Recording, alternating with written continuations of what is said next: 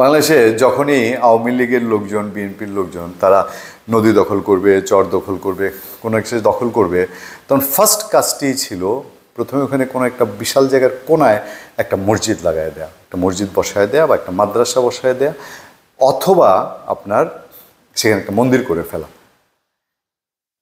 সংখ্যালঘুদের জায়গা দখল করবে, হিন্দুদের বাড়ি দখল করবে, ওখানে একটা মন্দির আগে বসায় দিবে, আস্তে আস্তে সেটা বড় করবে। এরকম উদাহরণ ঢাকার আশেপাশে দেখবেন যে বুড়িগঙ্গার তীরে অনেক ঘটেছে এরকম। তারপরে কেরানীগঞ্জে এই এলাকাটায় সংখ্যালঘুদের, মুন্সিগঞ্জে সংখ্যালঘুদের জায়গা দখল করতে গিয়ে এগুলো ঘটেছে।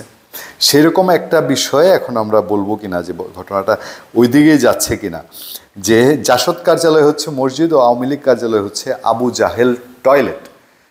তো উদ্দেশ্য কি? এটার উদ্দেশ্যটা নিয়ে একটা নিউজ করেছে প্রথম আলো। প্রথমে শুনেন, বগুড়া শহরের সাত মাথায় গুড়িয়ে দেওয়া জাতীয় সমাজতান্ত্রিক দল জাসদ-ই-নূর কার্যালয়ের জায়গায় আবু সাইদ জামে মসজিদ ও পাশের জেলা আওয়ামী লীগের জায়গায় আবু জাহেল টয়লেট নির্মাণের ঘোষণা দেওয়া হয়েছে। শনিবার বিকেলে বৈষ্ণববিরোধী ছাত্র আন্দোলনের নেতাকর্মীরা এই ঘোষণা দিয়ে সেখানে ব্যানার ঝুলিয়ে দেন। বৈষম্যবিরোধীদের পক্ষে ডাক্তার আবদুল্লাহ সানি বলেন, জুলাই বিপ্লবে শহীদ আবু সাইদের নামে এখানে শহীদ আবু সাইদ জামে মসজিদ স্থাপন করা হবে। এর আগে ওই জায়গায় মালিকানা দাবি করে এক ব্যক্তির লাগানো ব্যানার খুলে ফেলা হয়। বুঝেন, কিন্তু আরেকজন মালিকানা দাবি করে ব্যানার লাগাইছিল। এখন বৈষ্ণববিরোধীরা ওইখানে গিয়ে বলছে তারা ওখানে মসজিদ করবে। প্রত্যক্ষদর্শী জানায়, ফেসবুকে ঘোষণা দিয়ে বৃহস্পতিবার সন্ধ্যা 7:30টার দিকে বিপুল সংখ্যক তরুণ যুবক ছাত্র জনতার নামে শহরের আদালত পাড়ায় চিফ জুডিশিয়াল ম্যাজিস্ট্রেট আদালতে প্রবেশ করে। তারা 12তলা ভবনের নিচতলায় শেখ হাসিনার নাম ফলক হাতুড়ি দিয়ে ভেঙে ফেলেন। রাত 8টার দিকে স্টেশন রোড নবাববাড়ি সড়ক দিয়ে 2 শতাধিক বিক্ষুব্ধ মানুষ দিল্লি না ঢাকা, ঢাকা ঢাকা, ভুয়া ভুয়া, ইনকিলাব জিন্দাবাদ বিভিন্ন স্লোগান দিয়ে শহরের সাতমাথা সংলগ্ন টেম্পল সড়কে বগুড়া জেলা আওয়ামী লীগ অফিসের সামনে আসেন। 5 আগস্ট এখানে 200 বলা হচ্ছে, 5 আগস্ট ওখানে 2 লাখ বললেও কম হবে না, তাই না? তারা হামলা চালিয়ে হাতুড়ি শাবল দিয়ে ভাঙচুর করে আগুন ধরিয়ে দেয়। আচ্ছা, এইগুলো আপনারা জানেন যে রাত 9টার পর এক্সাভেটর মেশিন এনে আওয়ামী লীগ, জাসদ ও জাতীয় পার্টি অঙ্গ সহযোগী সংগঠনের কার্যালয় গুড়িয়ে দেওয়া হয়। এছাড়া টেম্পল রোডে থাকা টাউন ক্লাব ও জেলা আওয়ামী লীগের প্রচার প্রকাশনা সম্পাদক সুলতান মাহমুদ খান রনির ব্যক্তিগত কার্যালয়েও গুড়িয়ে দেওয়া হয়।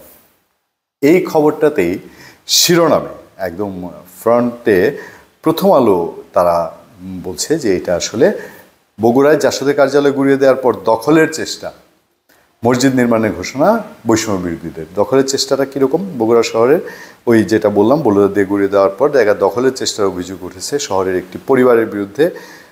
এই ঘটনায় কয়েক ঘন্টা পর বিকেলে সেখানে সমাবেশ করে জুলাইয়ের তারা সেখানে মসজিদের ঘোষণাটি দিয়েছে।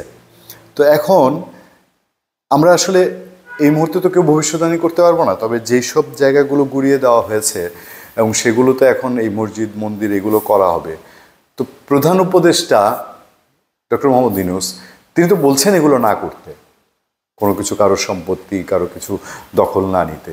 তো বৈষম্য বিরোধী ছাত্র আন্দোলন তো কোনো আইন শৃঙ্খলা বা প্রশাসনের অংশ না। তো এই কাজটা যদি করতেই হয় তাহলে প্রশাসনকে তারা দাবি জানাতে পারে এখানে এটা করতে হবে। তারা নিজেরাই ঘোষণাটা দিয়ে দিলে তাহলে প্যারালালি গভর্নমেন্টের সাথে একটা সিদ্ধান্ত কি সাংঘর্ষিক হয় না? ধন্যবাদ সবাইকে, ভালো থাকবেন, সুস্থ থাকবেন, দেখা হবে, কথা হবে। আপনাদের সাথে আমি আতিক রহমান পূর্ণিয়া।